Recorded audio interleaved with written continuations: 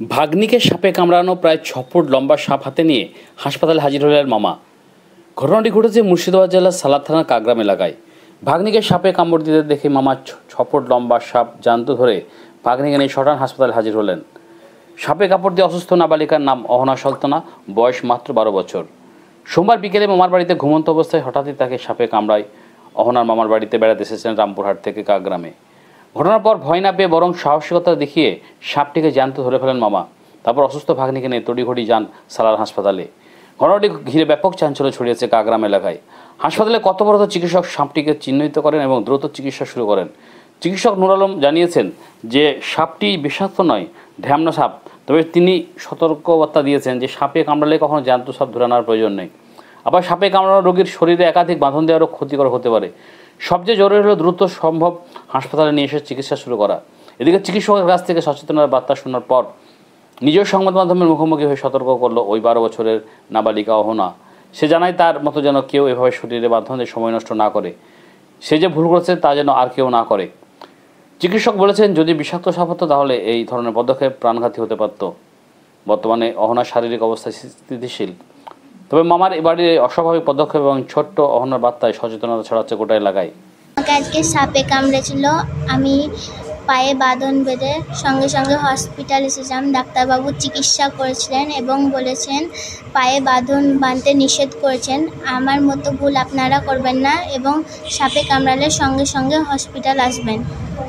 শুয়েছিল তো বাচ্চাটা, মানে ও দিয়ে কামড়িয়ে দিয়েছে, কামড়ে দিয়ে মানে তপস্যার তলায় ঢুকিয়েছে সাপটা ঢুকিয়ে মানে আমি কী করলাম ওইখানে একটা মানে কাপড় ফাপড় নিলাম, দিয়ে ধরে মানে কটোরা ভরে মানে হাসপাতালে এলাম।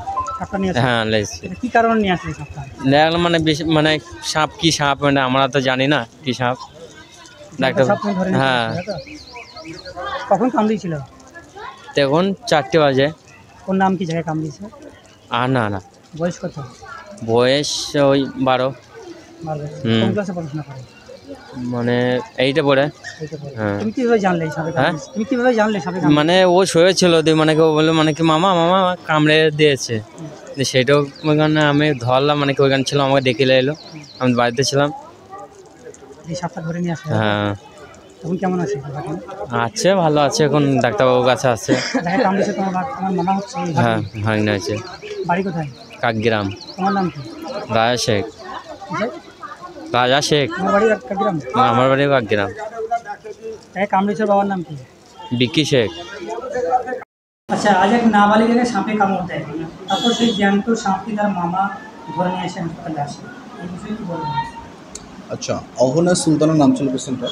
সন্ধ্যা 4:45টার দিকে পেশেন্টটাকে হসপিটালে নিয়ে আসা হয় এবং মজার ব্যাপারও বলতে পারি বা মানে দুঃসাহসিক ব্যাপার, সেটা হচ্ছে গিয়ে জ্যান্ত একটা সাপ ধরে নিয়ে এসছে এবং সৌভাগ্যবশত সেই সাপটা র্যাট স্নেক ছিল, যেটা বাংলায় ঢ্যামনা সাপ বলা হয়, নির্বিষ সাপ। তো এবং তার সঙ্গে পেশেন্টের পায়ে একাধিক বাঁধন দেওয়াও ছিল। যখন পেশেন্টটা আসে তখন বাঁধনগুলো খুলে দেওয়া হয় এবং তার রক্ত টেস্ট করা হয় এবং যেহেতু নির্বিষ সাপ তাই পেশেন্টটাকে অবজারভেশনে রেখে ছেড়ে দেওয়া হবে। এই যে জ্যান্ত সাপ ধরে নিয়ে আসছে, হয়তো এটা বিষাক্ত সাপ নয়, তো বিষাক্ত সাপের ক্ষেত্রে সমস্যা হতে পারে জ্যান্ত সাপ ধরে নিয়ে আসছে। আচ্ছা, এর আগে আমি একটা কথা বলি, আমি যেখানে আছি সেটা সালার রুরাল হসপিটাল। সালার মানে হচ্ছে গিয়ে সাপের আঁকড়া। মানে বারবার আমাকে এই বার্তাটা দিতে হয় এই কারণেই, কেননা মানুষের মধ্যে এখনও পর্যন্ত সেই সচেতনতা এখনও এসে পৌঁছায়নি। কেননা আমরা জানি যে, আমরা বারবার বলি ডাক্তারেরা যে সাপের কামড়ে ট্রিটমেন্ট করার জন্য সাপ ধরে আনার প্রয়োজন নেই। কেননা যদি ওই জ্যান্ত সাপটা মৃত সাপ হলেও, কেননা মৃত সাপ হলেও তার মাথায় তখনও পর্যন্ত বিষ থাকে, কোনো কারণে তার বিষ দাঁতটা যদি ঢুকে যায় তাহলেও সে কিন্তু আক্রান্ত হতে পারে। সুতরাং সাপ দেখে আমরা কখনোই ট্রিটমেন্ট করি না। আমরা সিমটম দেখে বুঝতে পারি, আমাদের এখানে কিছু টেস্ট আছে, টেস্ট দেখে বোঝা হয়, অবজারভেশনে রাখা হয় এবং সেরকমভাবে ট্রিটমেন্ট করা হয় পেশেন্টের। এই নাবালিকার পায়ে দেখলাম 4 থেকে 5টি বাঁধন দিয়ে আছে। হ্যাঁ, আবারও বলেছি, আমি অনেকবার দেখেছি, অনেকের আগেরবারও একটা ভিডিওতে বলেছিলাম যে সাপে কামড়ালে কখনোই বাঁধন দেওয়া যাবে না।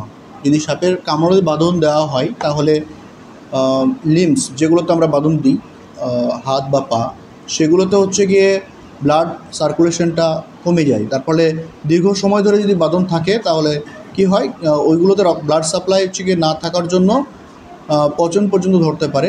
আবার যখন বাঁধনগুলো খুলে দেওয়া হয় তখন ব্লাডের ব্যাকফ্লোটা বেশি হওয়ার জন্য বিষটা খুব তাড়াতাড়ি ছড়িয়ে পড়ার সম্ভাবনাও থাকে এবং সেক্ষেত্রে পেশেন্ট খুব তাড়াতাড়ি খারাপ হয়ে যায়, মানে অনেক গত 4 দিন আগে হারিয়ে যায়। পেশেন্ট এসেছিল, তো তাকে সাপে কামড় দেওয়ার পর 2 ঘন্টা অবহেলা করার পরে হাসপাতালে ট্রিটমেন্ট পেয়েছিল।